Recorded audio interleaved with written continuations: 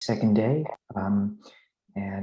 We are, oh, just a reminder that, so please just hold off on your questions until the end. Although, of course, feel free to have a discussion in the chat. So Eva Viehmann will be kicking off the second day. Thanks very much. Yeah, thank you very much for the invitation. So let me share my slides. So what I want to talk about today is joint work with Nguyen, and it's still a work in progress. So we want to construct a Harder-Narasimhan stratification of the B+dR Grassmannian. Well, the goal of this construction should be to have an approximation that is more accessible of the Newton stratification of the B+dR Grassmannian. So before I start with the construction, let me motivate the whole problem. So classically, we want to study the admissible locus, and this comes up as follows. So you start with a reductive group G over QP, and you fix an element in G of QP breve, where QP breve is the completion of the maximal unramified extension of G. And then also you fix a co-character of G, or more precisely, a conjugacy class of co-characters satisfying a compatibility condition with B. And then you consider the associated flag variety associated with G and mu. So this is just the rigid analytic space associated with the classical flag variety. So for example, if G is quasi-split, you take the parabolic subgroup defined by your co-character mu, and then this flag variety is just the quotient of G by this parabolic subgroup. And then we have a so-called p-adic period map in classical situations. So for PL type G, B, and mu, this was studied by Rappaport and Zink, and in greater generality later by Scholze. This period map, this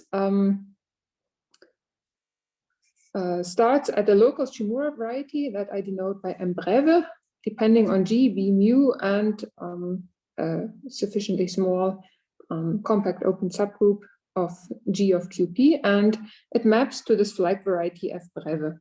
And this is an étale morphism of rigid analytic spaces. And we're interested in the image of this period map. So this image is called the admissible locus. It's an open subspace of the flag variety, but it's very hard to understand this admissible locus except for very particular cases. And so in order to find good approximation to better understand this admissible locus, Rappaport and Zink first defined this so-called weakly admissible locus, which had the advantage that it had an explicit description. And it was a good approximation in the sense that the weakly admissible locus always contains the admissible locus. And whenever you have a finite extension of QP, then this famous theorem of Gomez and Fontaine says that the admissible points, the admissible locus is contained in the weakly admissible locus, and for every finite extension, the k-valued points of the two spaces coincide. And for quite some time, it was an open problem to study the question whether these two spaces actually coincide or not. And I think Hartle was the first to give counterexamples showing that in general, these two spaces do not coincide. And then other people also studied this problem. And very recently, in joint work of Chen, Farg, and Shen, all cases were classified where these two spaces coincide. And it turns out that this is only in very particular situations. More precisely, they coincide if and only if you're in a so-called fully Hodge-Newton decomposable situation. Well, except for some reduction steps that I ignore for the moment. Okay, so you have this approximation, the weakly admissible locus, and you now know that in most cases it's not quite what you want. So the goal of what I'm presenting today is working towards a better understanding of the relation between the weakly admissible locus and the admissible locus. And I want to study also more general situations than the one I have here. Namely, I want to replace the flat variety by the B+dR Grassmannian associated with G. And I want to replace the admissible locus by so-called Newton strata, the Newton stratification of the B+dR Grassmannian, and still ask the same question: what is a good approximation of these Newton strata? And in particular, what I would like to have is an approximation that is in terms of G bundles on the Fark-Fontaine curve. Okay, so that's the main motivation of what we are going to do today. So before I explain what Harder-Narasimhan stratification we want to study, let me go back to say what G bundles on the Fark-Fontaine curve are, in order to then tell you what Newton strata are. So all this on this slide and also on the next is just reporting on work, well, mainly of Fark and Fontaine, but also then of Cariani and Scholze, and this recent paper by Fark and Scholze. So we start with C. This is an algebraically closed and complete field extension of QP, and I denote by C flat its tilde. In this situation, we have associated with C flat the corresponding Fark-Fontaine curve. This is a one-dimensional Noetherian regular scheme of a QP, and we have briefly seen this already in Laurent's talk yesterday.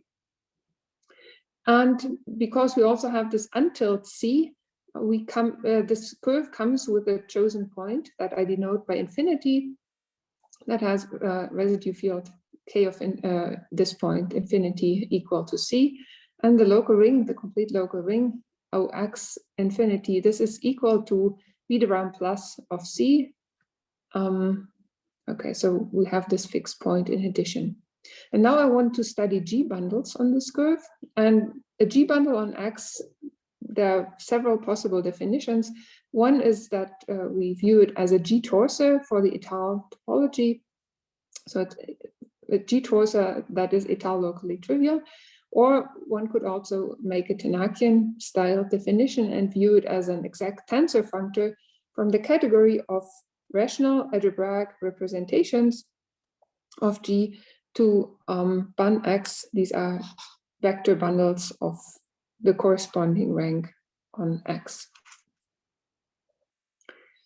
And for these G bundles on the Fark-Fontaine curve, there's this famous classification theorem by Fark and Fontaine that we also have seen yesterday, by Fark and Fontaine for GLN, and then by Fark generalized to other reductive groups G.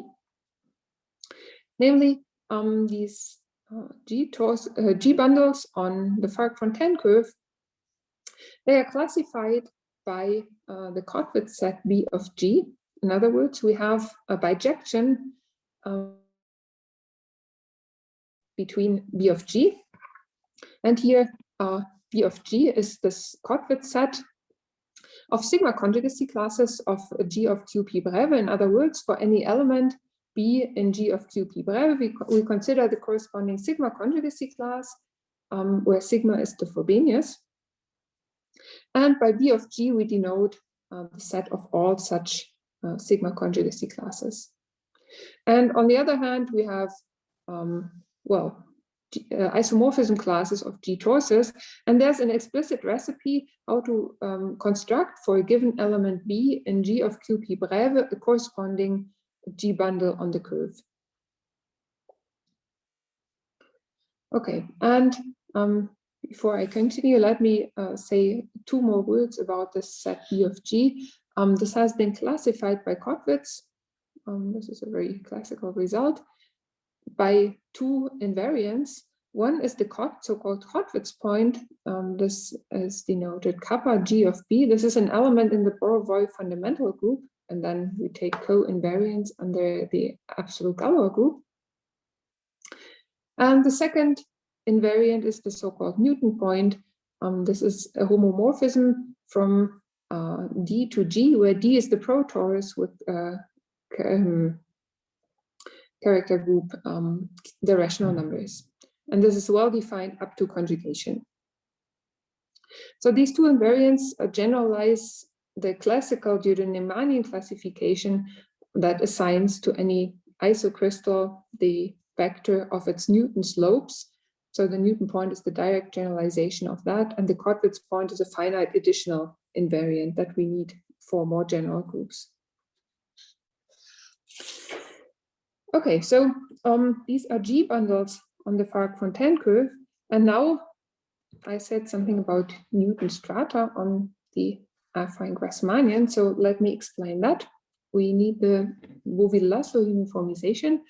If we have a point on the B+dR Grassmannian, a C-valued point, let's say, X, then a C-valued point of that B+dR Grassmannian is given by a G of B+dR plus coset of an element in G of B+dR, and B+dR is just B+dR of C. And associated with such an element, or we can associate to any such X a G bundle on the curve by modifying the trivial bundle. So this goes as follows. We take the trivial bundle restricted to the complement of this chosen point infinity. Recall we had this point infinity here on the curve that corresponds to our untitled C. And then we also take the trivial bundle over spec B+dR plus. And here this B+dR plus, so here recall B+dR plus, was the same as the complete local ring at this point infinity. And we glue these two trivial bundles via, well, the gluing datum given by our element X. And in this way, this gluing theorem by Beauville-Laszlo gives us a G bundle that I denote by E1, X on the curve. Here I explained this only for C-valued points, just to simplify the exposition. More generally, one can also do this in families. So Fark and Scholze prove that one can extend this construction to a surjective map of V stacks from the B+dR Grassmannian to the stack to Bungee. Okay, so, and this I denote by BL for Beauville-Laszlo. One could also modify other bundles. So instead of modifying the trivial bundle here, E1, I could also start with the different bundle and have a similar gluing or modification. But for the purpose of this talk, I just start with the trivial bundle. Okay, so in other words, for every point in the B+dR Grassmannian, I have now an element of Bungee. And then we also had this map from the topological space underlying Bungee to B of G. This is this classification map that I discussed on the previous slide. So in other words, for every element on the B+dR Grassmannian, we have an element of B of G, and we can consider the inverse images of fixed elements in B of G in the B+dR Grassmannian. So let's do that. But before, I want to take a different subdivision of the B+dR Grassmannian according to the Cartan decomposition. So we know that B+dR of C, so this B+dR of C, this is isomorphic to a Laurent series ring over C in a variable psi. And so we can apply the classical or the usual Cartan decomposition to GRG of C and obtain that it's a disjoint union of D of B+dR plus double cosets. And we take a union over all conjugacy classes of co-characters mu of G. And then according to this Cartan decomposition of points, we also have a subdivision of the B+dR Grassmannian into so-called affine Schubert cells that I denote by GR sub G comma mu. So this is the part that is right over it. So we have here a minus sign. This is for technical reasons, but still I denote this by GRG mu. Okay, and then for each of these affine Schubert cells, I do what I explained on the previous slide, namely I take the inverse image. So I decompose according to elements of B of G. And in one of these chunks for some fixed B prime, I put all of, well, again, on C-valued points, it contains all those X that satisfy that if we modify the trivial bundle according to X, then this modified bundle should be isomorphic to E sub B prime. And these Newton strata define locally closed subspaces of the topological space, and so they define induced locally spatial subdiamonds of the corresponding affine Schubert cell GR mu. Okay, so these Newton strata are what we want or would like to understand. And these Newton strata are a generalization, a vast generalization of this admissible locus. So for so-called basic elements in B of G, we get more or less an analog of the admissible locus, but in general, we get, well, a lot more, a much finer decomposition. And so it's more or less obvious that these Newton strata will be very hard to understand. But so here's again this decomposition into Newton strata. We have the affine Schubert cell decomposed into Newton strata for certain B prime in B of G. The first question is which B prime actually occur for a given mu. This question was answered by, well, one direction by Cariani and Scholze and the other by Rappaport.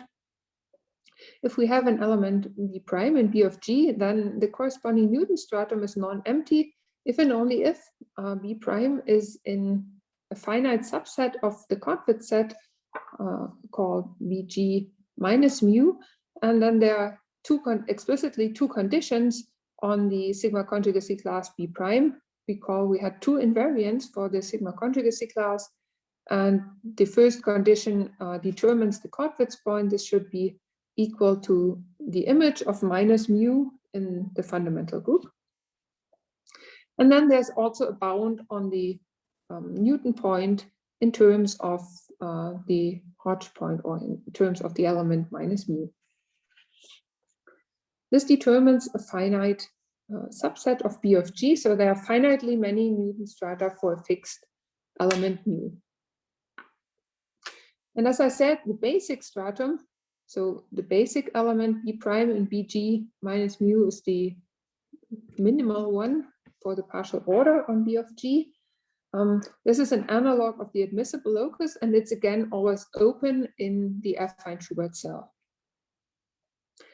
And well, in general, as I said, very little is known about the geometry of Newton strata, and they turn out to be quite mysterious. So for example, there are non-empty Newton strata which don't have any classical points. So for every finite extension of QP, there are no k-valued points, but still the Newton stratum can be positive dimensional. Okay, and well, our goal was to find a good approximation for Newton strata, or at least for the basic Newton stratum, in other words, for the direct analog of the admissible locus. So we want now, as our next goal, to generalize the weakly admissible locus. And the first idea how to do that is, well, learning from the classical theory. In this case, classical means the book by Dutt, Orlik, and Rappaport, and this approach has been taken in recent work by Xu Shen. So this goes as follows. We consider for a fixed mu the Bielanitsky-Birula map. This is a natural morphism from the affine Schubert cell for mu, and this maps into the adic flag variety associated with G and mu. I don't want to go into the detail of the definition, but again, for simplicity, stick to C-valued points, and there this map has a fairly simple description. So if you take a point X on the left, a C-valued point of the left-hand side, so of the affine Schubert cell for mu, then this has a representative of the form G times mu of psi inverse, and then you take the corresponding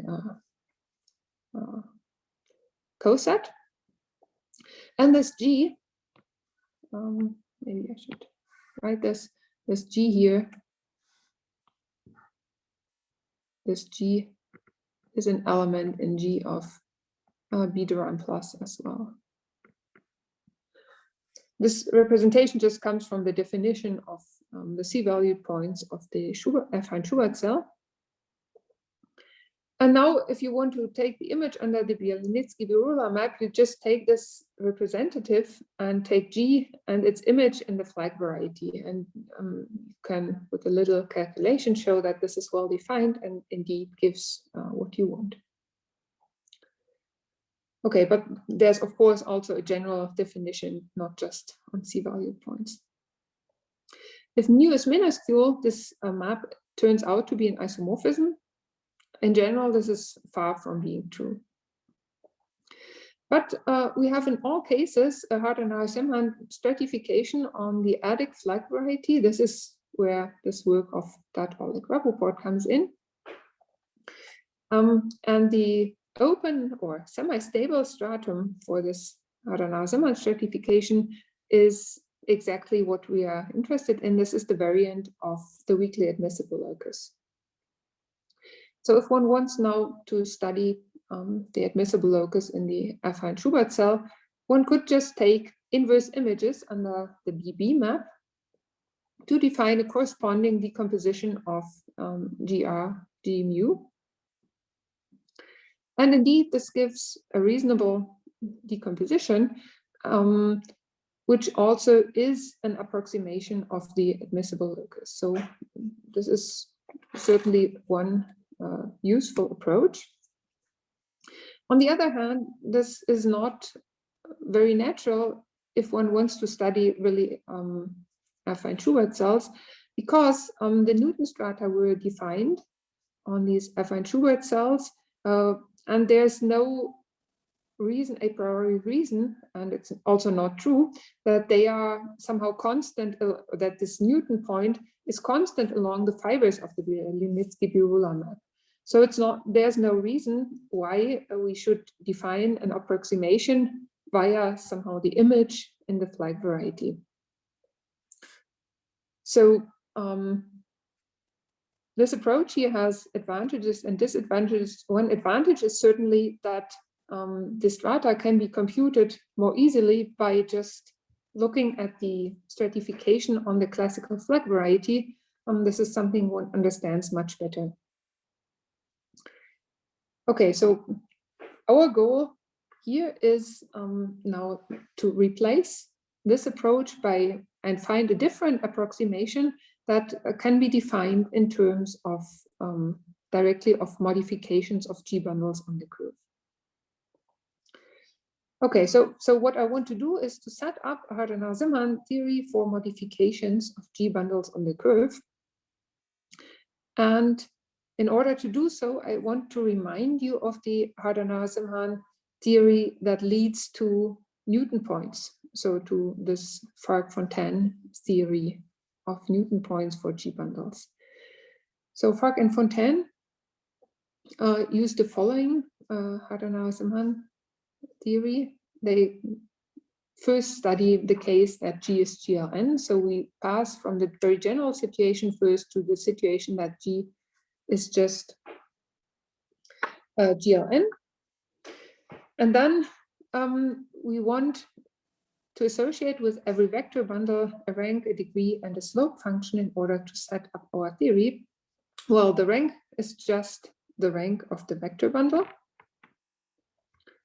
For the degree, we take, well, we first, or Fark and Fontaine first show that line bundles on the curve have a degree in the integers, or can be classified by the integers. This defines a degree function associating with any line bundle an integer.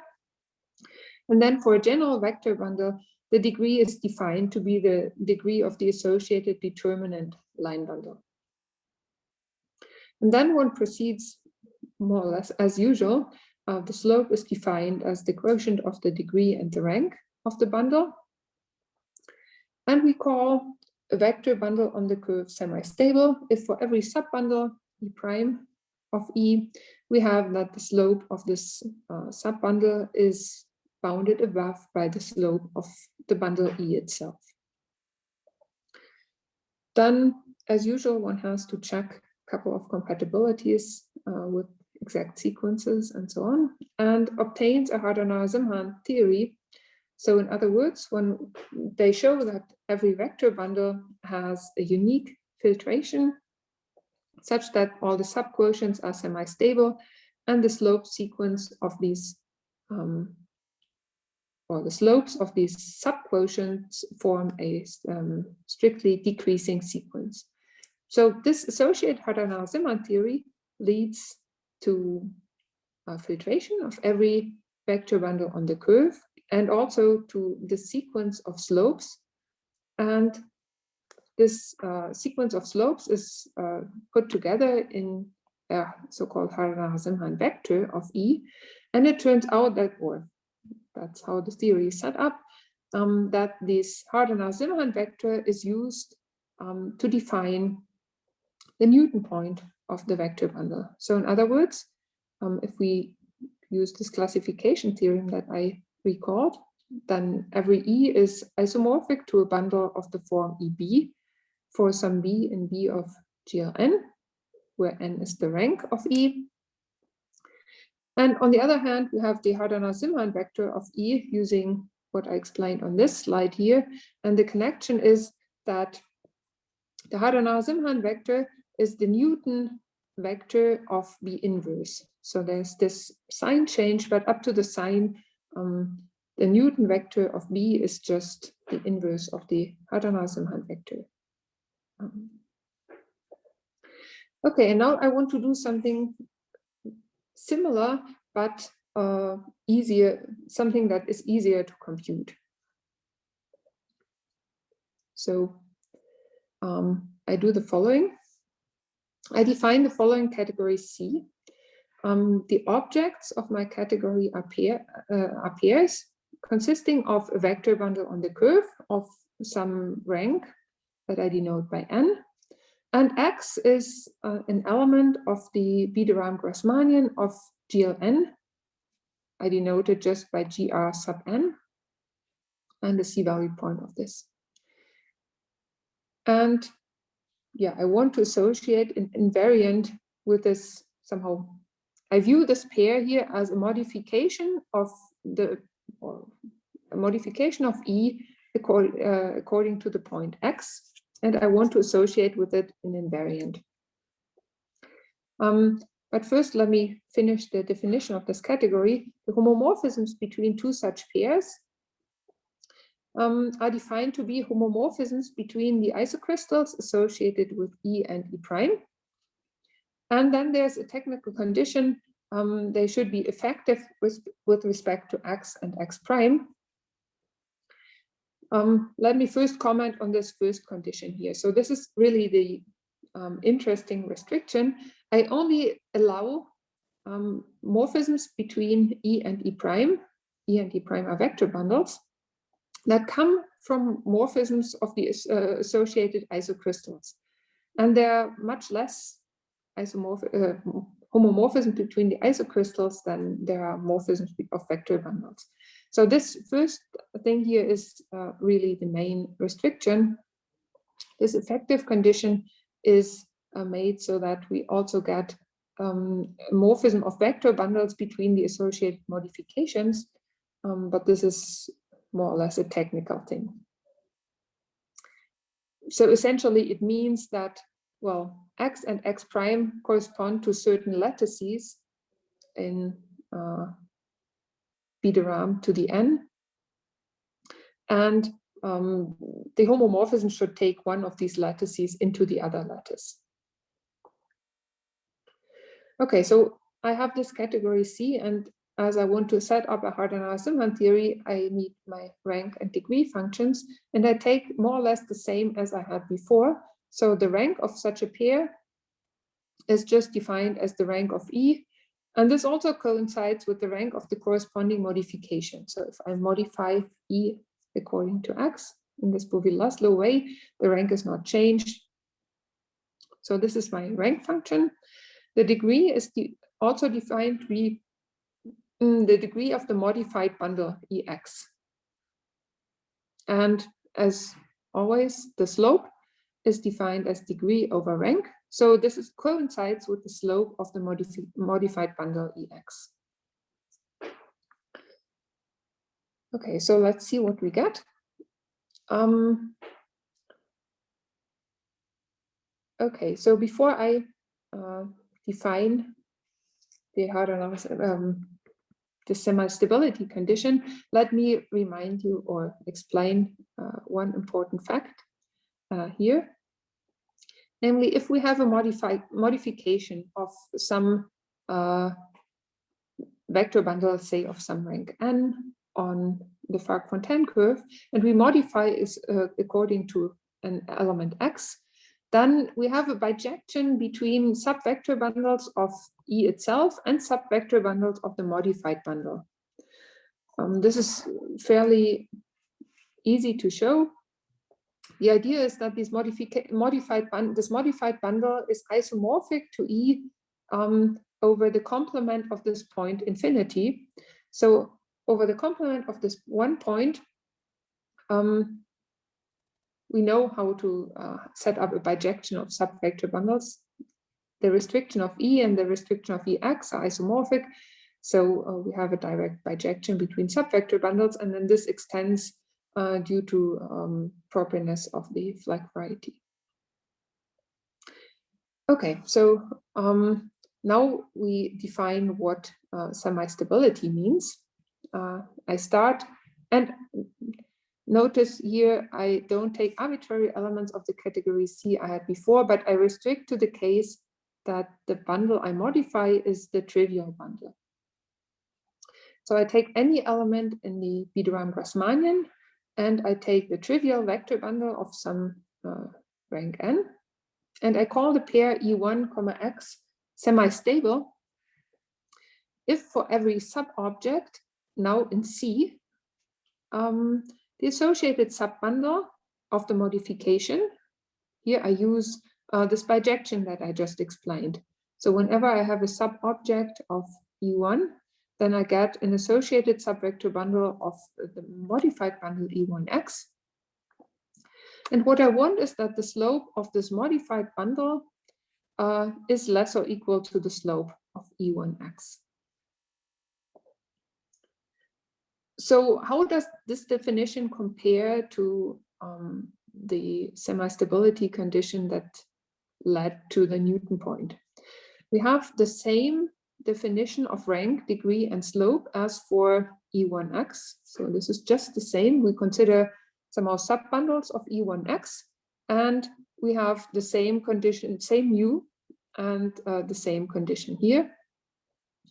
The only difference is that we only allow subvector bundles of E1X that arise in this particular form here, that are of the form E prime and then modified in X prime, that correspond via this bijection up here to direct summands of E1. So this whole business of defining the category C was to ensure that here in this definition, we only have direct summands, or yeah, summands of E1. So in other words, the inclusion of the corresponding subbundle should split. Okay, so this is my notion of semi-stability, and now again one has to verify the technicalities needed to set up a Harder-Narasimhan theory. So for example, we have to verify that the degree and the rank are additive in short exact sequences and so on. But once one has done this, and this is not too deep, we get the following proposition. So whenever we have a pair X in our category C, and I assume that it's of the form E1, comma X, so that the bundle is the trivial bundle, then we have a unique filtration in the category C, such that all the subquotients are semi-stable objects in C, and the sequence of slopes of the subquotients is strictly decreasing. And I call this the Harder-Narasimhan filtration of the pair E1, X. And again, of course, we have an associated slope vector. I put this picture here. So this is the usual picture of a slope polygon, convex slope polygon. So on this first interval here, so the first coordinate of this first breakpoint here is the rank of x1, and the second coordinate is degree of x1, and so on. This is the rank of x2, the degree of x2. And in this way, we get a convex slope vector in Q to the n. Okay, so this gives me an invariant of each modification of the trivial vector bundle. And now we can also extend this to other groups. For the moment, we only have it for G equal to GLN. So what happens for other groups? So now I return to the general situation. G is a reductive group over QP, and I have to first explain what the analog of a sub-object is, or a subvector bundle, a filtration of vector bundles. So this is a so-called parabolic reduction. So if we start with a G bundle over X, E, and a parabolic subgroup, P and G, defined over QP, of course, then a reduction of E to P is a P bundle, E sub P, together with an isomorphism of the associated G bundle with the G bundle we started with, so with E. And let me also remark that if we start with the trivial bundle, so E is just the trivial bundle on the trivial G bundle on the Fark-Fontaine curve, then whenever we have a parabolic subgroup P of G, we have a natural reduction of this trivial bundle to P. Yeah. And now the next question is how to associate with such a parabolic reduction a slope vector.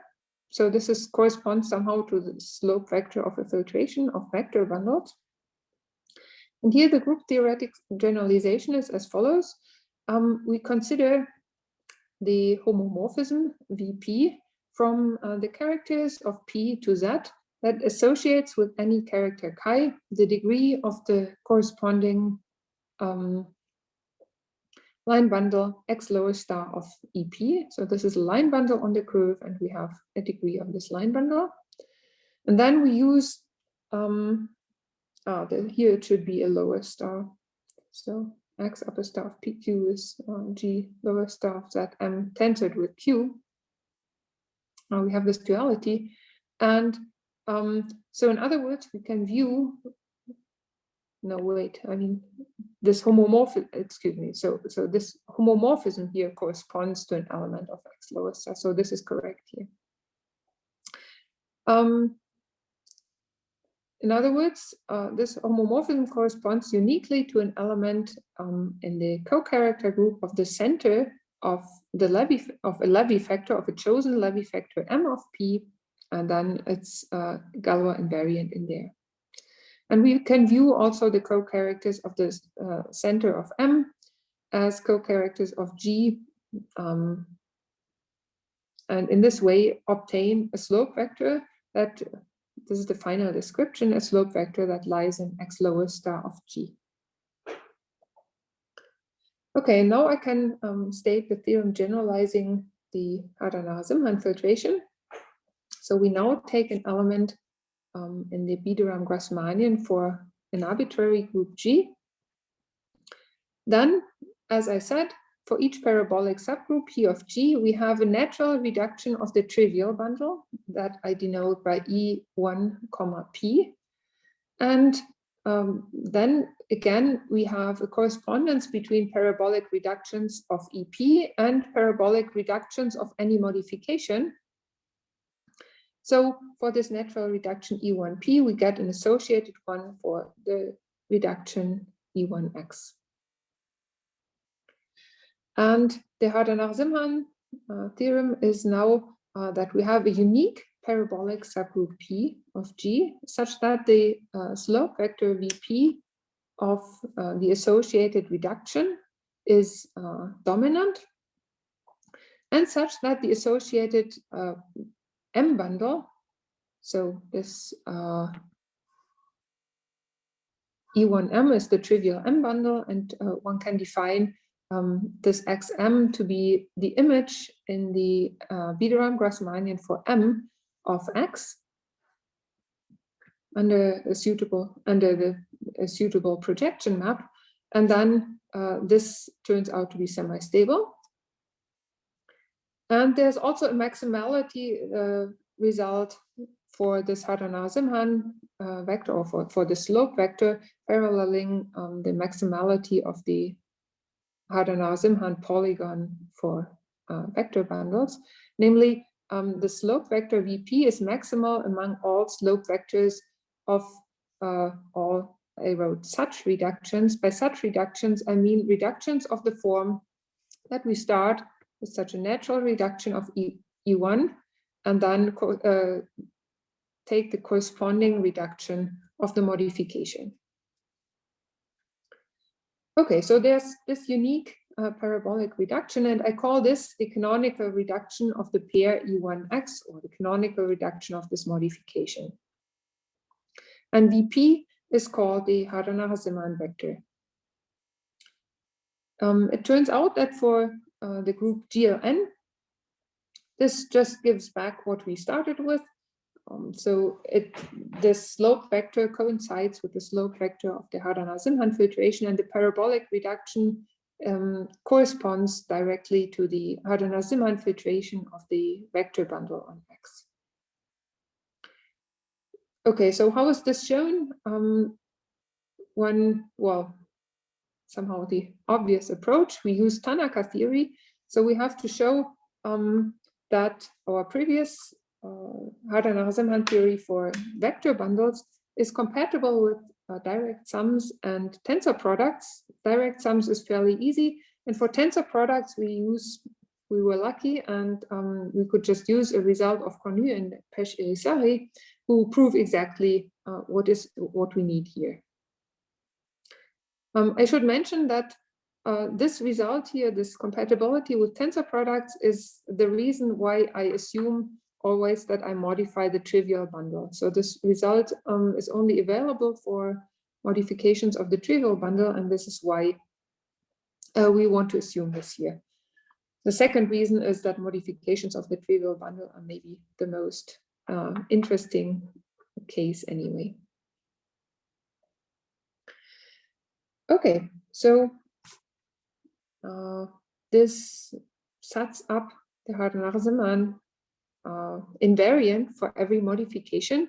And now we are interested in the corresponding decomposition of affine Schubert cells and its geometric properties.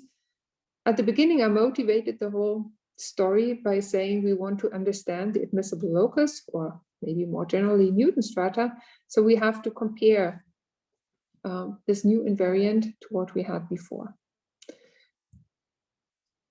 So in order to do so, I first want to define Harder-Narasimhan strata. So I had for every element in GR G, mu, the corresponding Harder-Narasimhan vector.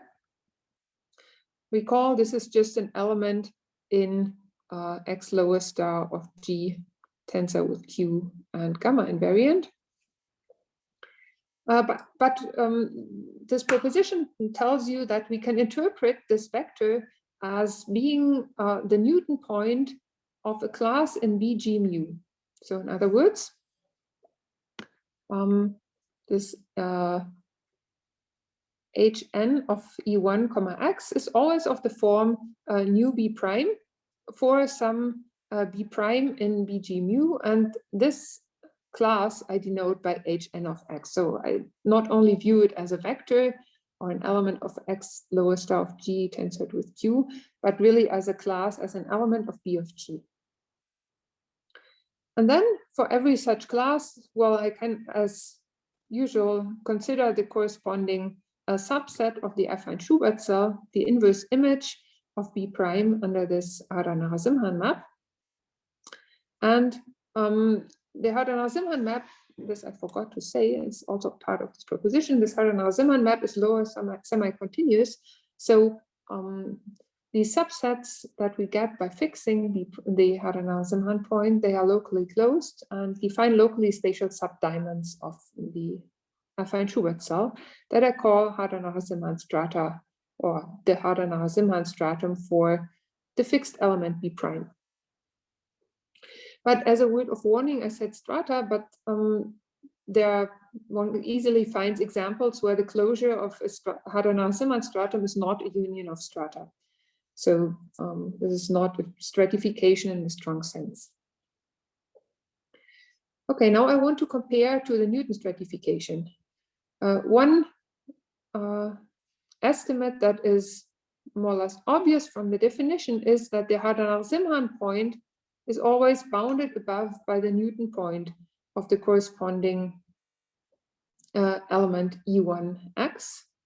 Why is this? Well, we have the same definition of slopes of vector bundles in both cases for both theories, and to define the Newton points, we allowed more subvector bundles or more sub-objects, and so there, we have more candidates to make this this vector big.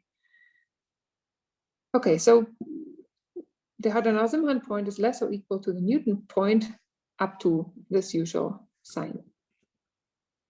In particular, if we take the smallest class in BG mu for this partial order, the basic class, then and consider points whose Newton point is this minimal element, well, then our estimate tells us that the Harder-Narasimhan point has to be the same up to sign. In other words, the basic Newton stratum is contained in the basic Harder-Narasimhan stratum. And this is the direct analog of the inclusion that said that the admissible locus is contained in the weakly admissible locus. Recall Newton strata are this generalization of the admissible locus. Harder-Narasimhan strata should be viewed as our approximation. So again, this first immediate estimate tells us that again we get an approximation that bounds the basic stratum from above.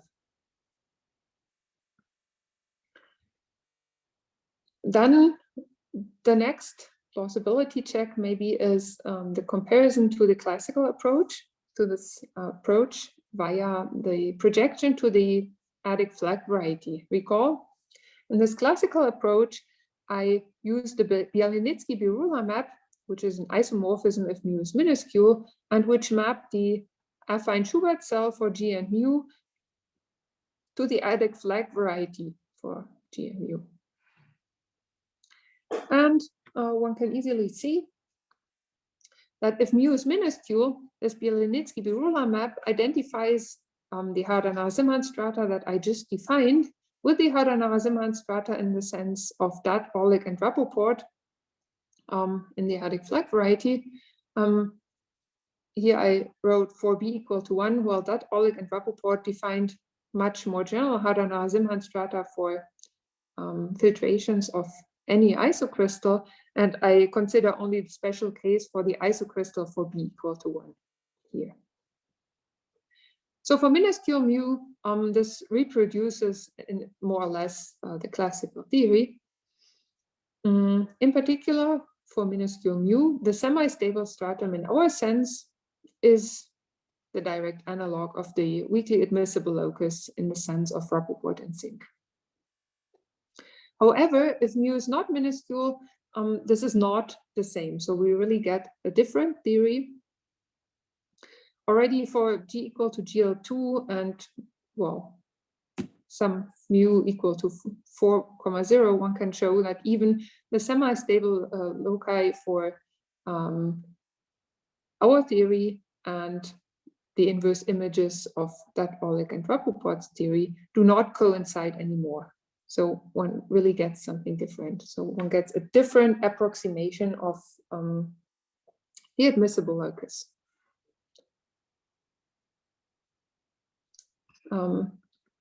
Now, I mean, there was one more good thing about the approximation of the admissible locus by the weakly admissible locus, namely that they shared the same classical points. The good news is that our theory also does that. So there's the following proposition.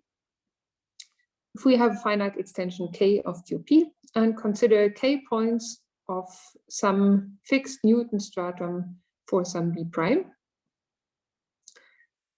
then the Harder-Narasimhan vector for our theory of any such point X coincides with the up to sign with the Newton point. And this also coincides with the Harder-Narasimhan vector in this classical approach taken by inverse images of that Orlik Rappaport. So I just wrote this here. And by this, I mean somehow the Harder-Narasimhan invariant in terms of that Orlik and Rappaport applied to the image of X in the flag variety for G and mu. In other words, for classical points, all of these invariants coincide. Yeah, so in this sense, our approximation is not better or worse than the classical one. Okay, so in particular, we see if this is true for every Newton stratum, then in particular on the set of classical points of both versions of semi-stable loci coincide with those of the basic Newton stratum. But also, this can be used to compute which Newton strata have classical points by saying, well, a necessary condition to have classical points is that the corresponding Harder-Narasimhan stratum is non-empty. But one can also show that each Harder-Narasimhan stratum has classical points if it's non-empty. And so, in other words, we get a criterion saying a Newton stratum has classical points if and only if the corresponding Harder-Narasimhan stratum is non-empty. Good. So this answers some of the basic questions one might have about such an approximation, which directly parallel the main properties of this comparison of admissible and weakly admissible.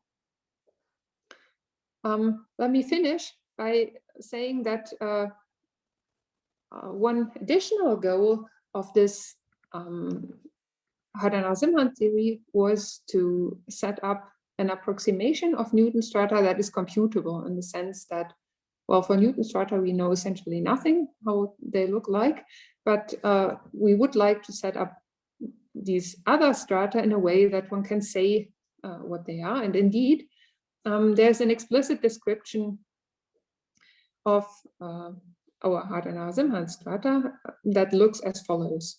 So we fix an element B prime and BG mu, and instead of describing an individual Harder-Narasimhan stratum, I describe the union of all strata corresponding to classes that are greater or equal to the given one. So I take this union here for all B double prime greater or equal to B prime of the corresponding Harder-Narasimhan strata. And then this has an explicit description that looks a bit nasty, but okay, so this here is the description. It's a union over all P and G, and P runs through all parabolic subgroups of G defined over QP.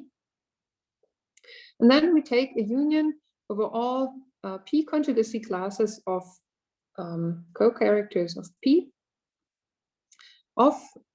with a certain technical condition that I will discuss in a second, of the corresponding intersection of the semi-infinite cell for lambda and P with the affine Schubert cell.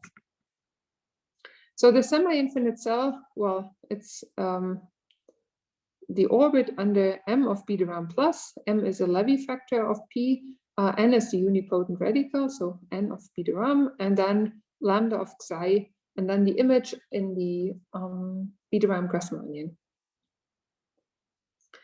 And this technical condition, well, what is this? This technical condition essentially says that the slope vector, well, a certain slope vector that we get associated with lambda has to be greater or equal to the Newton point of B prime. So we take the basic sigma conjugacy class for M. So this Newton point is central in M and has Kortewitz point for M equal to the image of lambda in the fundamental group for M. And then I want that this slope vector is greater or equal to the Newton point.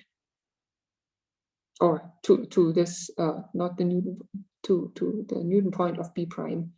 So in other words, to this lower bound on the Harder-Narasimhan vector.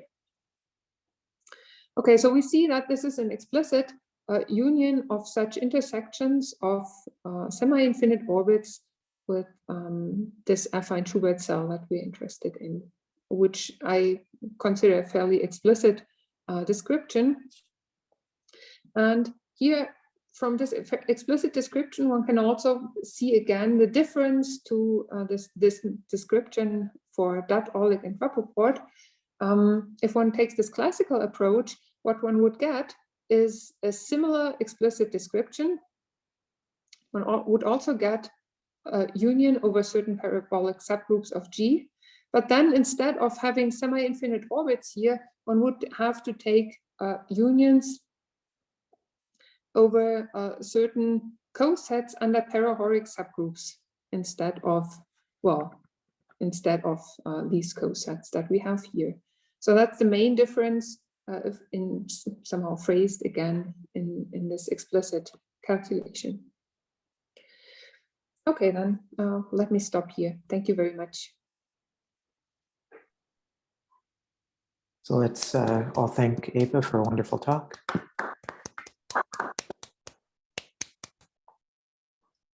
So do we have any questions?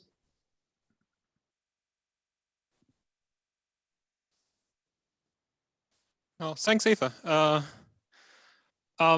Is this stratification somewhat related to the stratification you used to prove the specialization relations in band G?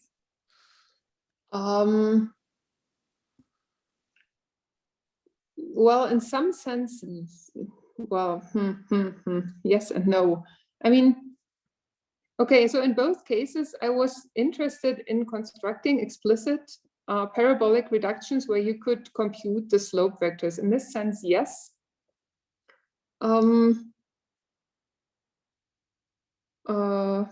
Yeah, I mean,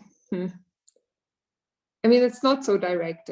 There's a joint idea behind both that is that I was always trying to find situations where you could really find a parabolic reduction that comes up in this way, that it comes up here as well. So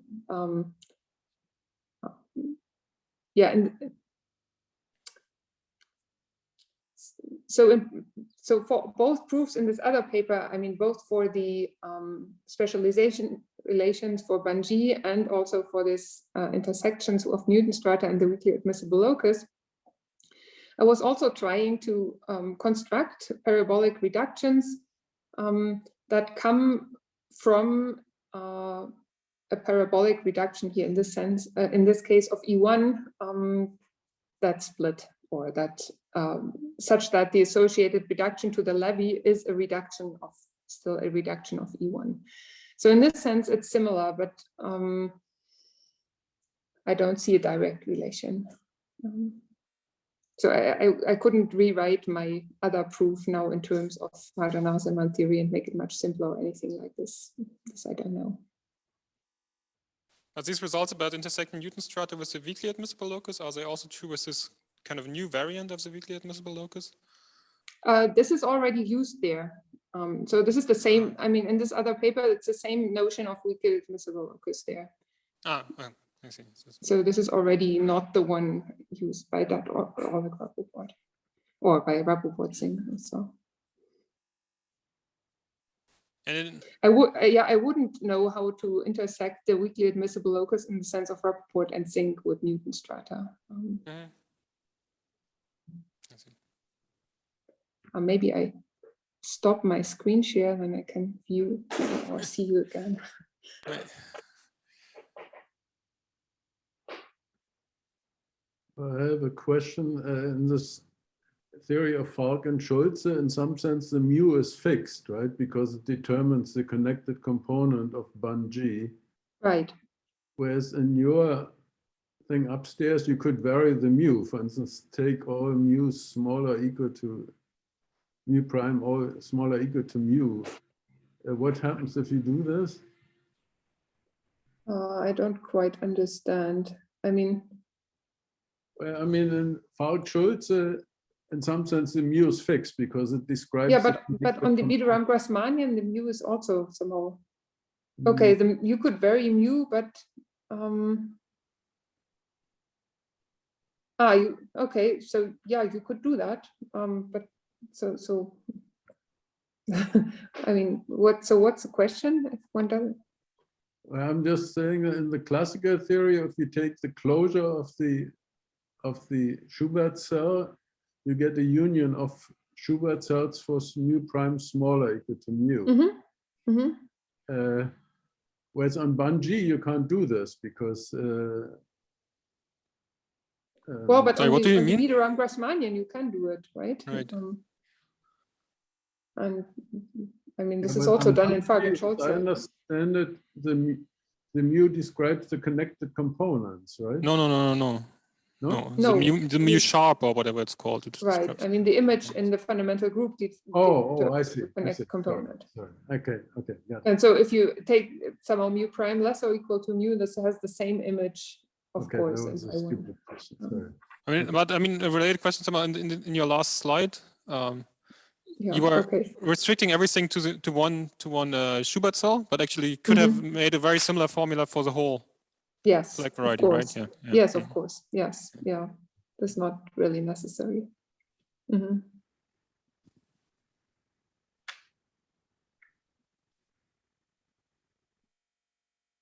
Any other questions?